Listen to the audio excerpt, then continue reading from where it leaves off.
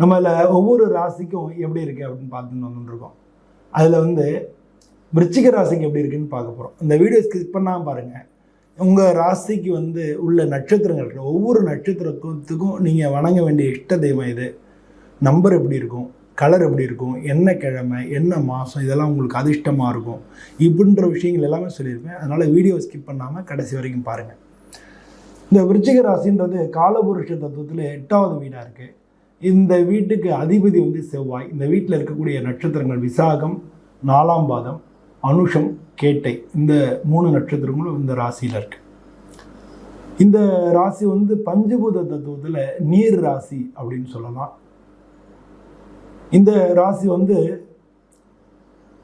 ஸ்திர ராசி, சரஸ்திர உபயராசின்னு இருக்கு. அதில் வந்து ஸ்திர ராசியாக இருக்கு. ஸோ இந்த ராசியில் உள்ளவங்க வந்து அதனால ஒரு நாட்டில் வந்து மந்திரிகள், அதாவது மினிஸ்டர்ஸ், அது மினிஸ்டர் ஆகலாம். இந்த விருச்சிக ராசியில் உள்ளவங்க நல்ல பெரிய பொசிஷனில் மினிஸ்டர் ஆகிறதுக்கு, அது மாதிரி ஜட்ஜு, இது மாதிரிலாம் ஆகிறதுக்கு, அது மாதிரி முக்கிய முடிவுகளை வந்து எடுக்கக்கூடிய துறைகளில் பணியாற்றக்கூடியவங்களாக இருப்பாங்க. இவங்களுடைய உடல் நலத்தை பொறுத்தவரை வயிறு சம்பந்தமான பிரச்சனைகள் அதிகமாக இருக்கும். இது வந்து நாடி அப்படின்றத ஸ்லேத்துமா நாடி அப்படின்றது இவங்களுடைய இந்த ராசிக்குள்ள நாடியாக இருக்குது. அதனால் இந்த ஸ்லேத்துமா நாடி சம்மந்தமான பிரச்சனைகள் வந்து உங்களுக்கு அதிகமாக இருக்கும். செவ்வாய் ஆதிக்கத்தில் வந்து போகிறதுனால காரம் பிடிக்கும். உப்புக்கு வந்து அதிக உப்பு இல்லை அப்படின்றத டக்குன்னு கண்டுபிடிச்சிடுவாங்க. உப்பு இல்லை, உப்பு போட சொல்லுவாங்க. உப்பு வந்து அதிக முக்கியத்துவம் கொடுப்பாங்க. இந்த ராசியில் வந்து சந்திரன் நீசம் அடைகிறார். இந்த ராசியில் சந்திரன் வந்து நீசம் அடைகிறாரு. அதனால் மூச்சுக்குழாய் அந்த சம்பந்தமான பிரச்சனைகள் உங்களுக்கு ஏற்படுறதுக்கு வாய்ப்பு அதிகமாக இருக்கும். அது மாதிரி குளிர்காலத்தில் கை காலில் ஸ்கின் ட்ரபிள் வருதில்ல, அரிப்பு, இதெல்லாம் கை கால் குடைச்சல், முகத்தில் வந்து கருப்பாக வர்றது, இதெல்லாம் வந்து இவங்களுக்கு வர்றதுக்கான வாய்ப்புகள் அதிகமாக இருக்குது. இவங்க பொதுவாக வந்து காரம், உப்பெல்லாம் கொஞ்சம் குறைச்சி சாப்பிட்றது நல்லது. பால் பொருட்களை வந்து இவங்க தவிர்த்துக்கிறது நல்லது. இதெல்லாம் வந்து இவங்க முகம் வந்து வசீகரமாக இருக்கிறதுக்கு வந்து நார் சத்து உள்ள காய்கறிகளை இவங்க சாப்பாட்டில் சேர்த்துக்கலாம். ஏன்னா முகத்தில் எதனா கருமம் வருதுன்னா வயிறு சம்மந்தமான பிரச்சனைகள் இருக்குதுன்னு அர்த்தம். அப்போ இன்டைஜஷன் இருக்கும். அதனால் நார் சம்மந்தப்பட்ட காய்கறிகளை இவங்க அதிகமாக எடுத்துக்கிட்டோம்னா மூஞ்சி பார்க்குறதுக்கு அழகாக இருக்கும். இவங்களுடைய வந்து பொதுவாக வந்து இந்த ராசியை பொறுத்த தேலானை போற்றிக்கொள் அப்படின்னு சொல்லி வரும். தேள் அப்படின்றது தான் வந்து விருச்சிகம் அப்படின்னு சொல்கிறோம். அதனால் வந்து இவங்க எப்படி தேள் எப்படி கொட்டும் அப்படின்னு சொல்கிறோமோ அது மாதிரி வந்து இவங்க வாக்கு இருக்கு இல்லையா, பேசுகிறதுக்கு முக்கியத்துவம் கொடுப்பாங்க. மனசில் பட்டதை வெளிப்படையாக சொல்லக்கூடியவங்களாக இருப்பாங்க. அதுவே உங்களுக்கு பலமாகவும் இருக்கும், சமயங்களில் பலவீனமாகவும் இருக்கும். அதனால் எல்லார்ட்டையும் எல்லா யோசனையும் கேட்பாங்க. ஆனால் முடிவு இவங்க தான் எடுப்பாங்க. அதனால் வந்து நல்ல நேர்மையாக நடந்துக்குவாங்க. என்னை சுற்றி உள்ளவங்களையும் குறுக்கு வழியில் போக விட மாட்டாங்க. அப்படி செய்யலாம், ஷார்ட்கட் போகலான்னா போகக்கூடாதுன்றவாங்க. அதனால் வந்து அப்படியே வந்து இவங்க கூட இருக்கிறவங்க யாரானா அந்த குறுக்கு வழியில் அவங்க போகிறேன்னு சொல்லி போனாங்கன்னா இவங்களே காட்டியும் கொடுத்துருவாங்க. அதனால் இவங்களை மதிக்கிறவங்கள இவங்க உதாசீனப்படுத்த மாட்டாங்க அப்படின்ற ஒரு நல்ல குணமும் இவங்கள்ட்ட இருக்கும். ஆன்மீகத்தில் வந்து ஈடுபாடு உள்ளவங்களாக இருப்பாங்க. இதனால் வந்து இந்த ராசியில் சந்திரன் நீசம் அடைகிறதுனால அவர் தான் வந்து பாதகாதிபதி. சந்திரன் தான், அவர் தான் வந்து பாக்யாதிபதியும் அவர் தான். அதனால் வந்து சந்திரன் நீசம் அடைகிறாரு, இவங்களை கெடுதல் பண்ணுவாங்க அப்படின்னு நம்ம நினைக்க வேண்டியதில்லை. ஏன்னா அவர் தான் பாதகாதிபதியாக இருந்தால் கூட அவர் தான் பாக்யாதிபதியும் இருக்கிறதுனால சந்திரன் இவங்களை பொதுவாக கெடுக்க மாட்டாங்க. இவங்களுக்கு வந்து ஆயுள் ஸ்தானாதிபதி அப்படின்னு சொல்லக்கூடியவர் தான் ஆயுள் காரகன் அப்படின்னு சொல்லக்கூடிய 8ஆம் அதிபதி தான் உங்களுக்கு வந்து லாபாதிபதி. அவர் தான் புதன். 8க்கு அதிபதி வந்து புதன். அவர் தான் உங்களுக்கு லாபத்துக்கும் அதிபதி. அதனால் பொதுவாக உங்களுக்கு ஆயுள் நல்லாயிருக்கும். இதுக்கும் இன்னொரு ஒரு முக்கியமான விஷயம், விருச்சிக ராசிக்கு 2, 5க்கு அதிபதி. அதாவது 2ன்றது தனாதிபதி, 5ன்றது பூர்வ புண்ணிய ஸ்தானாதிபதி. இவங்க 2 பேருமே குரு அப்படின்றதுனால நேர் வழியில் தான் மெயினாக அவங்க சம்பாதிப்பாங்க. முக்கால்வாசி பேர் இல்லை கவர்மெண்ட் ஜாபில் இருப்பாங்க, இல்லை நிலம் சம்மந்தப்பட்ட விஷயங்களில், அதாவது லேண்ட் புரோக்கர்ஸு, இல்லை வந்து பெரிய அந்த ரியல் எஸ்டேட்ஸு, இதெல்லாம் பண்ணுறவங்களா இருப்பாங்க. அதனால் வந்து இந்த ராசியில் வந்து சனியோட நட்சத்திரமும் இருக்குது. அதனால் வந்து எல்லா காரியங்களுமே கொஞ்சம் வந்து தயங்கி தயங்கி தான் அவங்க எல்லாத்தையும் ஈடுபடுவாங்க. அதனால் அது மட்டும் இல்லாமல் இவங்களுக்கு வந்து பர்சீவரன்ஸ் உண்டு, விடாமுயற்சி. எல்லாத்தையும் வந்து திரும்ப திரும்ப செஞ்சு அந்த வேலையை வந்து எப்படியாச்சும் முடிச்சிடணும் அப்படிங்கிறத வந்து இவங்க உறுதியாக இருப்பாங்க. இந்த 10ஆம் இடத்துக்கு அதிபதி, தொழில் ஸ்தானாதிபதி, கர்மாதிபதி அப்படின்னு சொல்றது சூரியன். அதனால் வந்து எந்த தொழில் செஞ்சாலும் இவங்க தான் அதில் கிங்காக இருப்பாங்க. கிங்காக இருக்குன்னு நினைப்பாங்க, இல்லை அதுக்காக முயற்சி பண்ணுவாங்க. இவங்களுக்கு தனி மரியாதை இருக்கும். சரியான நேரத்தில் வேலைக்கு போகிறது, கொடுத்த வேலையை வந்து கரெக்டாக பண்ணுறது, இதெல்லாம் இவங்கள்ட்ட உள்ள விசேஷமான குணமாக இருக்கும். இவங்க வந்து இப்போ சவாலான வேலையை கூட சுலபமாக செஞ்சு எல்லாருடைய பாராட்டுகளையும் பெறுவாங்க. இவங்களுக்கு வந்து தன்னை கீழே உள்ளவங்களையும் அது மாதிரி வேலை வாங்குறதுலையும் இவங்க வந்து சிறப்பானவங்க. இவங்களுடைய ராசிநாதன் வந்து செவ்வாயாக இருக்கிறதுனால அது வந்து 6ஆம் இடத்துக்கும் அதிபதியாக இருக்காங்க. அதனால் வந்து அது மாதிரி 2ஆம் இடத்துக்கு அதிபதி குருவாக இருக்கிறதுனால பேசியே எல்லா காரியத்தையும் ஜெயிக்கக்கூடியவங்களாக இருப்பாங்க. தொழிலில் வந்து இவங்க பிஸ்னஸ் பண்ணுறாங்கன்னா வாடிக்கையாளரை கவரக்கூடிய அந்த கவர்ச்சிகரமான பேசி எல்லாரையும் கவரக்கூடிய அந்த தன்மையும் இவங்களுக்கு இருக்கும்.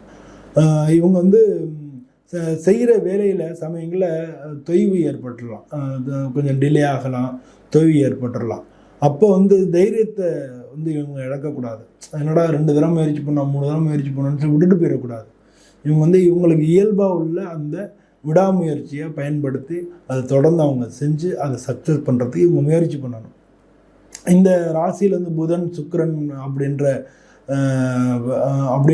கிரகங்கள்லாம் வந்து இவங்களுக்கு நட்பு கிரகங்களாக இருக்கிறதுனால பொதுவாக வந்து இவங்க எதுலேயுமே லாபம் சம்பாதிப்பாங்க. தொழில் பண்ணாங்கனால இவங்களுக்கு லாபம் கிடைக்கும். இவங்க வந்து 2ஆம் இடத்து அதிபதி 5ஆவது வீட்டுக்கும் அதிபதின்றதுனால இவங்களுக்கு குழந்தை பிறந்தப்புறம் பார்த்திங்கன்னா நல்ல யோகமான காலமாக இருக்கும். இவங்க ஸ்திர ராசியாக இருக்கிறதுனால இவங்க தன்னாலேயே முயற்சி பண்ணி முன்னுக்கு வரக்கூடியவங்களாக இருப்பாங்க. இந்த பொதுவாக வந்து இந்த ராசிக்கு கர்மாதிபதி அப்படின்னு சொல்லக்கூடியது வந்து சூரியனாக இருக்கிறதுனால இவங்க வெளிநாடு செல்லக்கூடிய வாய்ப்புகள் வந்து மிக மிக குறைவு. ஆனால் வந்து ஜாதகத்தில் ராகு நன்னா இருந்தால், ராகு மட்டும் இந்த ஜாதகத்துக்கு நல்லா இருந்தாங்கன்னா வெளிநாடு போகிறதுக்கான வாய்ப்புகள் நிறையா கிடைக்கும். பொதுவாக வந்து அரசாங்கத்தில் இருப்பாங்க, எந்த இதுலேயும் தலைமை பதவியாக இருப்பாங்க, இராணுவம், காவல்துறை அந்த மாதிரியான பதவியிலையும் இருப்பாங்க. இவங்க வந்து கான்ட்ராக்டர்ஸ், பில்டிங் கான்ட்ராக்டர்ஸ் இதெல்லாமும் இந்த இதில் உள்ளவங்க நிறைய பேர் இருப்பாங்க. இவங்களுடைய பொருளாதார நிலைன்னு பார்த்தோம்னா பொருளாதார கொஞ்சம் நல்லா தான் இருக்கும். ஏன்னா 2க்கு தனாதிபதி குருன்றதுனாலையும் அவர் தான் 5ஆம் இடத்துக்கு அதிபதினால பொதுவாக அவங்களுக்கு வந்து பொருளாதார நிலை நல்லாயிருக்கும். நல்லா இவங்களுக்கு வேணுன்ற போதெல்லாம் வந்து பணம் அவங்களுக்கு கிடைக்கும். அது மாதிரி கல்யாணத்துக்கு அப்புறம் பார்த்திங்கன்னா இவங்களுடைய பொருளாதார நிலை இன்னும் நல்லா சூப்பராக உயரும். அது மாதிரி குழந்தை பிறந்ததுக்கப்புறம் இன்னும் உயரும். அதனால் இவங்க வாழ்க்கை வந்து சீராக அப்படியே மேல் நோக்கி போகும். அந்த மாதிரியாக இருக்கும். இவங்க வந்து இப்போ யாரும் கடன் மட்டும் கொடுக்காமல் இருக்கணும். ஏன்னா இந்த ராசிக்கு அதிபதி செவ்வாய் தான் 6ஆம் இடத்துக்கு அதிபதின்றதுனால இவங்க கடன் கொடுத்து இது பண்ணாங்கன்னா அதனாலே பிரச்சனை வரும். இவங்க தான் ஹெல்ப் பண்ணுவாங்க கடன் கொடுத்து, ஆனால் அதனாலே இவங்களுக்கு பிரச்சனையும் வரும். இவங்களுடைய வீடு வந்து இவங்களுக்கு ராசிக்கு அதிபதி செவ்வாயினால கண்டிப்பாக உங்களுக்கு வீடு யோகம் உண்டு. அதனால் வீடு, வாகனங்கள் அதெல்லாம் வந்து கண்டிப்பாக உங்களுக்கு கிடைக்கும். அதில் வந்து இவங்களுக்கு எந்த விதமான தடைகளும் இல்லை. திருமணத்துக்கு அப்புறம் பெரிய வாகனங்களை, காருகள்லாம் வாங்கிறதுக்கான வாய்ப்புகள் மிக மிக அதிகமாக இருக்குது. பொதுவாக இந்த ராசிக்கு வந்து செவ்வாய், சந்திரன், குரு, சுக்கிரன் இந்த ஹோரைகள்லாம் நல்லாயிருக்கும். ஹோரைகளை பொறுத்த வரைக்கும் இவங்களுடைய குடும்பத்தை பொறுத்தளவில் 2 குடும்பஸ்தானாதிபதி குரு தான். அதான் வந்து பொதுவாக உங்கள் குடும்பத்தில் வந்து எந்த குறையும் இருக்காது, நல்லா சந்தோஷமாக இருப்பாங்க. உடன் பிறந்தவங்களையும் உண்டு.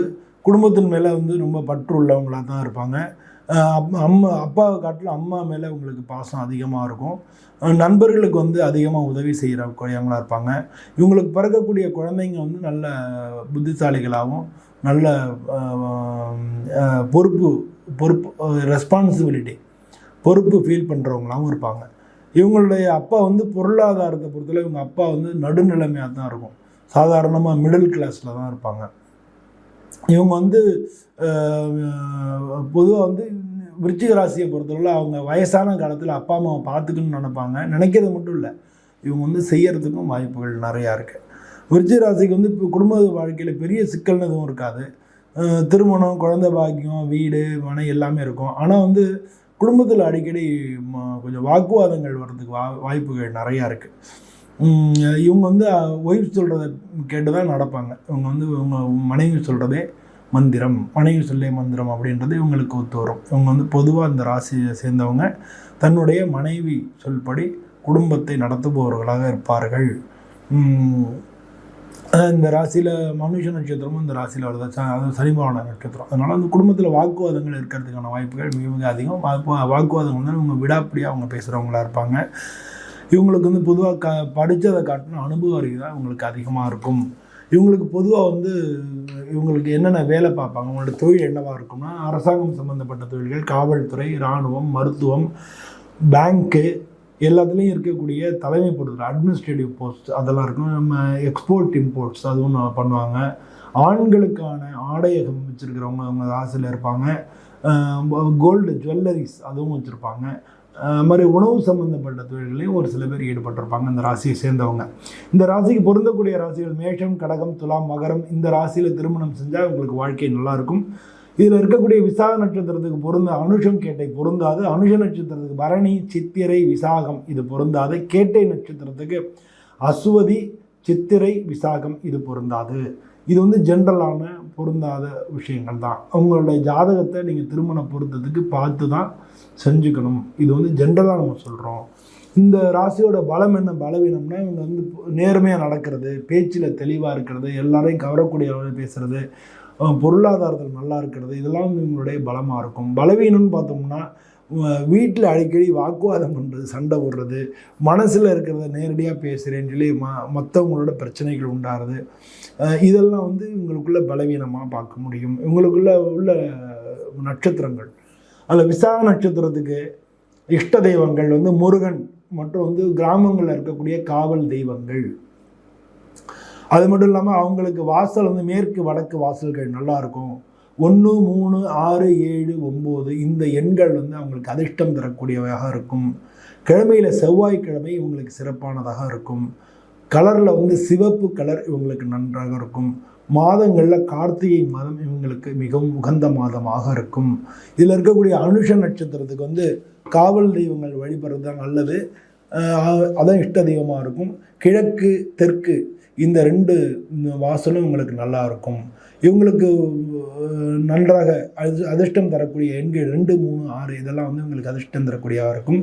கிழமைகளில் புதன், வெள்ளி, சனி இந்த கிழமைகள் வந்து இவங்களுக்கு நன்மை தரக்கூடியவாக இருக்கும்.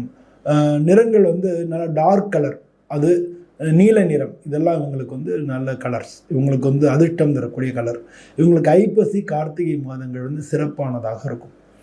இதில் இருக்கக்கூடிய கேட்டை நட்சத்திரத்துக்கு அவங்க வந்து பெருமாள், முருகன் இந்த தெய்வங்கள்லாம் வந்து அவங்களுக்கு இஷ்ட தெய்வங்களாக இருக்கும். அவங்களுக்கு வடக்கு தெற்கு வாசல்கள் நன்றாக இருக்கும்.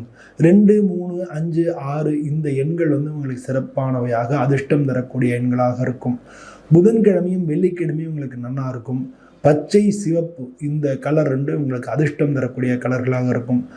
மாதங்களில் புரட்டாசி, கார்த்திகை மாதம் வந்து உங்களுக்கு நன்மை தரக்கூடிய மாதமாக இருக்கும். பொதுவாக அந்த பலன்கள் எல்லாத்தையும் வந்து ஜென்ரலான பலன்கள் உங்களுடைய ஒவ்வொருத்தருடைய ஜாதகத்திலையும் பார்த்தா தான் அவங்களுடைய முழுமையான பலன்கள் தெரியும். இது எல்லாருக்கும் ஒரு உதவிக்காக நம்ம இந்த மாதிரி நம்ம பலன்களை ஜென்ரலாக நம்ம சொல்கிறோம். பொதுவாக உங்கள் ஜாதகத்தை பார்த்து உங்களுடைய வாழ்க்கை முறைகளை நீங்கள் வந்து அமைச்சுக்குங்க. பொதுவாக வந்து இந்த வீடியோவை வந்து நீங்கள் லைக் பண்ணுங்கள், ஷேர் பண்ணுங்கள், உங்களுடைய எண்ணங்களை இதை பற்றின உங்களுடைய கருத்துக்களை கமெண்ட்டில் தெரிவிங்க. எல்லோருக்கும் நன்றி, வணக்கம்.